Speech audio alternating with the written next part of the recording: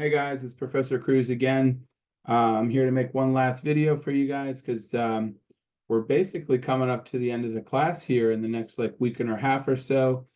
Kind of feels like we just started, but these 12 weeks go pretty quickly. So I want to walk you through modules 13, 14, and 15 to show us basically what this looks like finishing up. If you kind of bear with me here, I'm going to take you through those assignments and the expectations, and then talk about the final exam a little bit. First, before I get started, I want to say, over in the last couple of days, I've went through the last 4 Dropbox assignments that you guys have turned in, the 2 from this previous Friday night and the 2 from the week before. And a number of you, I've sent the assignments back to you with a grade of 1 and some instructions on what to do. Please make sure you go look at those instructions and make those changes in a timely manner. They are time-based. I know your grade book might look a little bad right now, but that's because there's a grade of 1 hitting it for what could be potentially a grade of like 35. And so I want you to make sure that you go check your grade books. If any of you have these ones sitting in there, you'll see in the syllabus, that means that there's something I need you to do. And before I can finish grading it, it doesn't mean that you're not going to get a score for that assignment. The only way you won't get a score is if you don't make the changes that I've asked you to change. And basically this centers around people not citing. And we're at the point in the semester where we have to know the expectations for citing in our paper, okay? When you use something borrowed in the actual paper, in the paragraph where I say summarize this or use examples for that, we have to have an in-text citation. I can't give you a passing grade on something that doesn't have basic academic standards of documentation in it. So I need you to go back and fix those things. Just putting the reference on the last page isn't enough because we don't know within the paper where we've actually used that borrowed information. And that expectation is only going to be more strictly enforced the further along you go in college. So we have to make sure we're doing that right, okay? I'm going to go ahead and share my screen because I want to show you some stuff pertaining to that and also to, these final assignments, okay? So let me get set up here. So first and foremost, as you guys are working on those things, when you go to course content, remember, there is an APA resources module. So the stuff that I've been asking you guys to do, I've given you the information that you need for it. Some people still have issues with their paper formatting. All you need to do is click on this APA sample student paper and follow the setup. I mean, there's no reason why at this point in the semester we should still be turning in single-spaced documents that are going to lose points or not have our title page right. Okay, I know it might seem like a little thing, but this is an expectation that you're going to be held to your whole time in college. So it's time to get it right, okay? So I have this in here to help you with that because I know it can be frustrating to learn at first, but there's really no excuse to keep getting it wrong when the materials have been made available for you, okay? So use the APA sample paper. You want to use the reference citations example so people are still struggling with reference citations. And remember, there's a different expectation for a book like we've been using for our textbook than there is for like a website. So we need to make sure we follow those rules accordingly for each style. And then even on the last page shows the different expectations for each element of the reference citation. Okay, so make sure we're following that. Okay. And then make sure you're using this resource here for the in-text citation, okay, where it shows you essentially how to build that in-text citation, okay, step by step, because you have to have this in the paper. Otherwise, the thing at the end of the paper on the reference page doesn't make any sense to us. So definitely make sure you're following that one as well.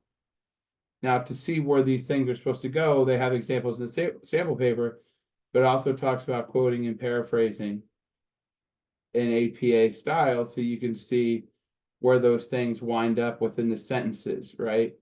And so we want to make sure, we want to make sure we're following these expectations properly, because we're running out of time to make corrections if we turn them in incorrectly, okay? Okay, good. All right, so we have that now. for you to look at. We've gone over that again. I know I've mentioned this before, but please, definitely take advantage of that. Also, for some of you, I may have noted, it might be time to make a visit with a librarian or writing tutor. You could do that right here. You can go in person, but if you're online only, you can make online appointments. Okay, you can pick writing. You can pick a writing tutor, right? Let's say we'll pick writing other courses.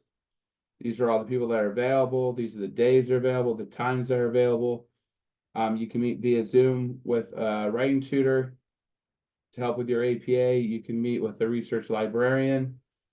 Okay, you can even meet with me. I mean, your professor's right here available to help you guys, so I know the assignments and I can help you guys out. Don't be afraid to ask for that help, because you're continuing to lose points on your assignments, and we're getting to the end where there's not many more points left to be had. So we want to make sure we're getting credit for them all, okay? All right, good. So use that resource as well. Now, what we have this week, we have 2 Dropbox assignments. They're both going to be due on Sunday. And we have 2 quizzes, one for each section. So they're both going to be due on Sunday as well. So you have the whole week, all right, to get these done. First is Module 13. It's the Code of Ethics. You're going to read Chapter 12 and take that SmartBook quiz. It's about 23 concepts. On the average, takes about 41 minutes. So make sure you plan accordingly. And then you have an assignment for the Code of Ethics. Now, this assignment should be a little bit fun, and it's a little exciting. I like this one because it really gives you guys a chance to actually kind of write about your ethical code. And so you'll read in the textbook what code of ethics are and how there's corporate code of ethics, professional code of ethics, government code of ethics is, and then many of your careers will be dictated by a code of ethics, which is good because it's important to have those in place. What I want you guys to do with this assignment is I want you to think about your own personal code of ethics. And so we have a 3-part assignment here. In the first part, minimum 200 words, I want you to write a code of ethics that you're going to follow for your personal life and your professional life. And I want you to hit both of those expectations, personal and professional, okay? Some elements might be similar, some elements might be different, but I want you to think back, literally anything that you've learned from this semester, or even something that maybe pre-existed your understanding of ethics from this class that's developed your personal code. I want you to write that in there. So this is really very much like you on the paper, okay? Some tips for when you're working on this section. You can familiarize yourself with code of ethics look like, reflect on your personal values, beliefs, and principles, and think about what really matters to you in your personal and professional life. Consider what responsibilities you have to yourself, your friends, your family, your community, your future career, etc. And then based on those reflections, create a comprehensive code of ethics that outlines the principles and standards you want to uphold in various aspects of your life. Your code of ethics should address ethical behaviors and values you deem important. Organize your code of ethics into clear and concise statements or categories. You can structure it like a list with like bullet points, or you can use headings and subheadings to categorize it. It's really up to you. You can write it as a paragraph. You can write it in sections. You can write it in like planks. If you look up examples, you'll see what I mean. But basically, structure it however you want, as long as it looks good, it's clear, it's concise, we're using full sentences, and it's understood like what your personal code of ethics is going to be. Then in the second part, in 150 words minimum, you're going to assess the level that you've written this code of ethics at. And this is going to be found in the textbook chapter. There's 4 different levels, and I'm going to talk about that in a second for you guys. Now, when you're using that information from the textbook, please cite in-text specific details that you're using. So you'll say, in such and such level, Madison Monroe State, blah, blah, blah, blah, cite it, okay? In my code, blah, blah, blah, blah, right? So here we should be layering examples. We should take what Madison Monroe say about that level and what you see in your code and kind of layer that together, right? So we can see that you're properly assessing the level at which you've written your code. Now, there's no level I'm sitting here like expecting you guys to write at. If you write it at the basic, fine. Write it theoretical, fine. It's gonna be hard to follow, but it's just about if you can look back at what you've written and determine what level of ethics you're going to be required to follow. Okay, and again, that'll make sense in a second. And then in the reflection, 150 words minimum. I want you to reflect on the code that you wrote, explain why certain things made it into the code, why they're important to you, what personal factors influenced the creation of this code. And then are like something like, are your expectations for your personal or professional life similar or different? Why? And then justify the level at which you've written the code. Is it high or low? And will this code be easy or hard to follow?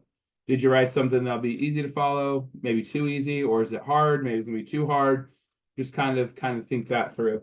And then you want to follow your submission checklist, right? Particularly in all these checklists, it always says, did I cite my borrowed information? Do I have a reference page? And we keep missing that. And I don't want to like sound like a broken record here, but you guys really, really have to hit these expectations in your academic works, okay? And so when you get that all typed up and ready to go, submit it into the Dropbox. It's due next Sunday by 11:59 p.m. Now I do have a little bit of a thing I want to show you from the PowerPoint that I usually go through like in my classes. So we have 4 levels. We have of codes of ethics, and the level just means to like what degree of like ethical behavior does this code call you to. So the basic level, this represents behavior within the letter of the law. We don't need any concerted effort to follow the spirit of the law. Thus, it prevents like a loophole mentality. And unfortunately, this is like where a lot of government codes of ethics are written at, basically just enough to keep them out of jail. It's more concerned with getting around the law than doing the right thing. I know it's a little hard to see here, but this says ethics reform, $15,000 plus campaign donation disclosure, and all the politicians are coming out from the Capitol with bags that say 14,999. So that's like a loophole mentality. If you got to claim it at 15,000, so you take 1 penny less and you don't have to claim it, right?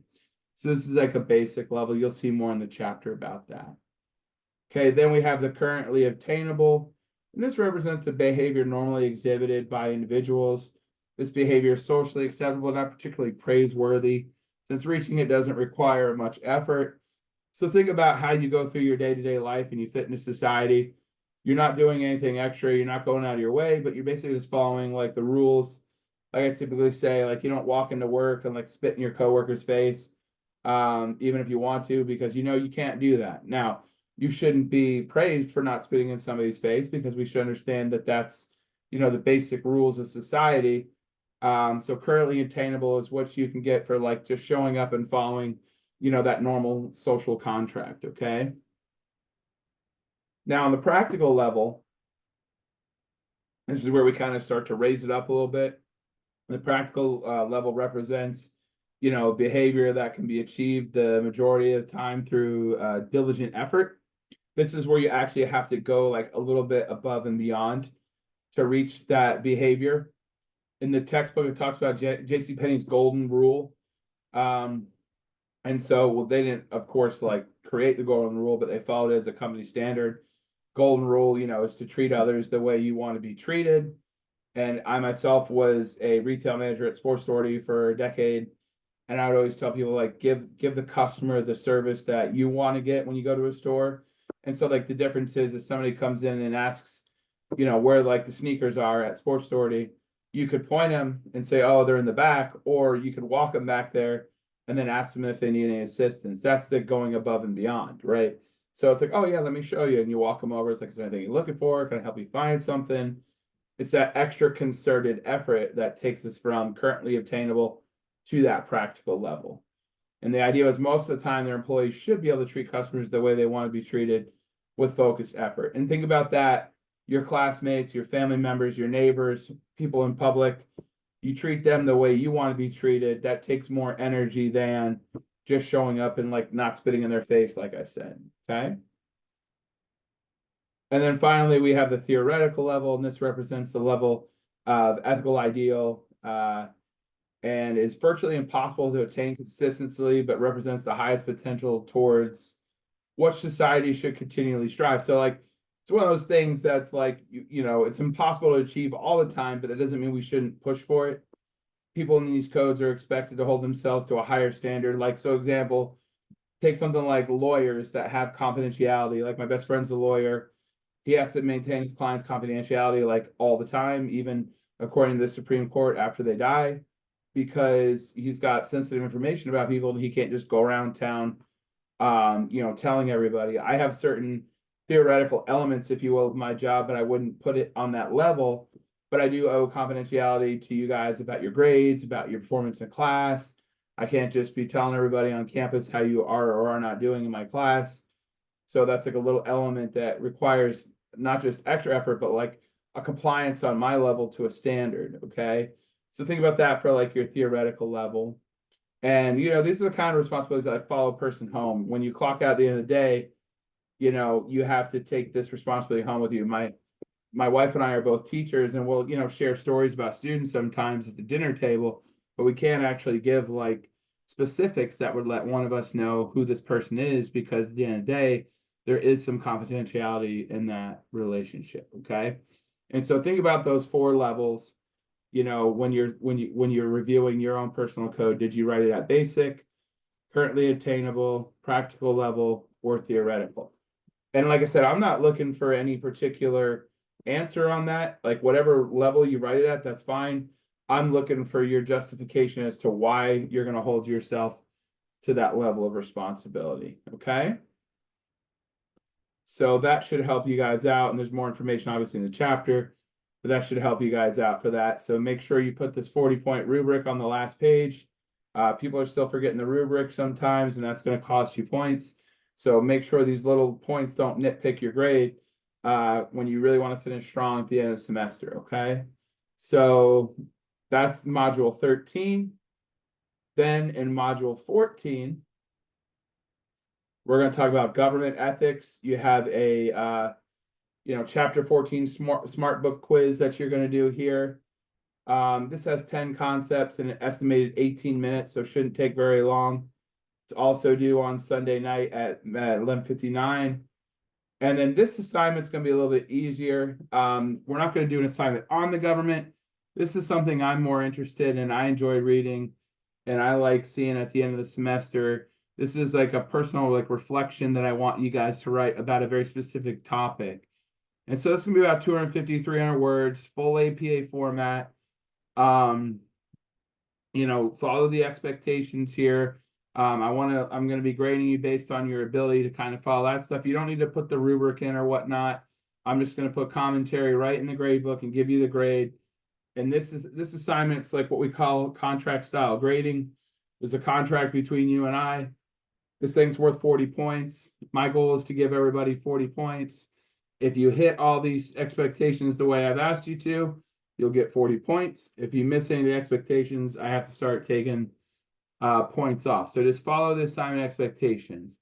What you're going to do is you're going to reflect on this question 20 years from now when you're at a dinner party with some friends and the subject of your freshman philosophy classes come up.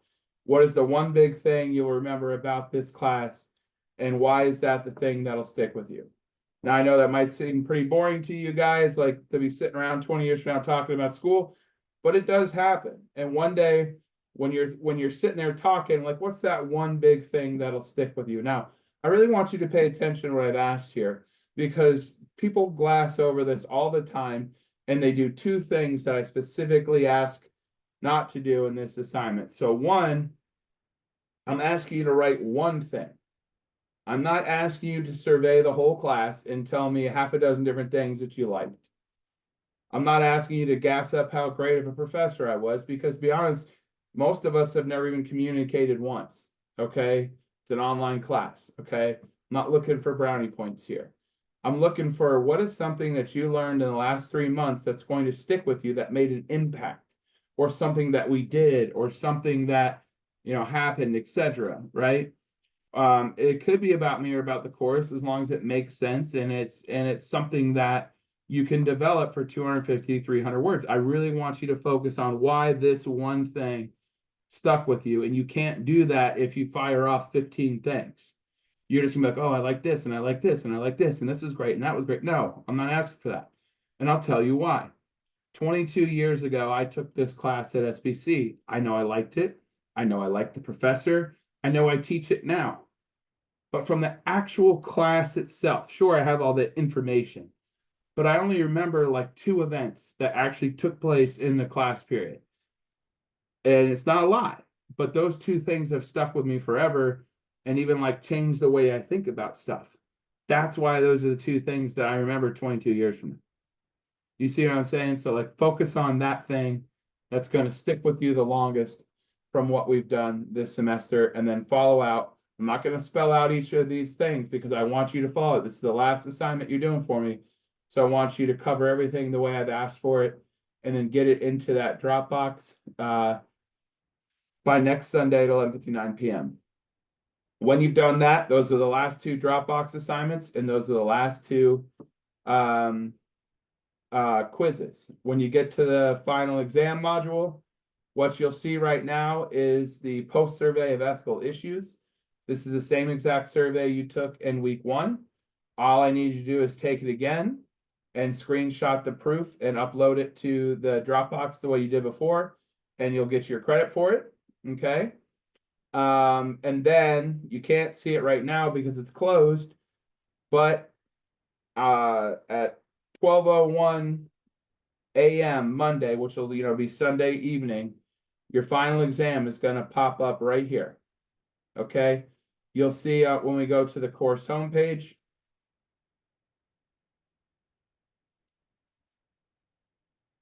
You'll see when we go to the course homepage, if you go to the last week, it says the final exam. It says it opens on Monday, 5/6 at 12 a.m. and it closes at Wednesday at midnight. So you're going to have that window of Monday, Tuesday, and Wednesday to take the exam.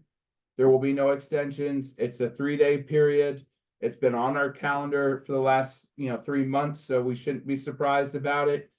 It's a 2-hour time limit. It's basically like a giant quiz kind of thing, not like the smart book quizzes, but this is like a standard like my courses type exam. It's going to have true false, fill in the blank, multiple choice, that kind of stuff. It's going to be 50 questions. It's going to be open book. It's going to be open notes. But at the end of the 2 hours, that's all the time you have.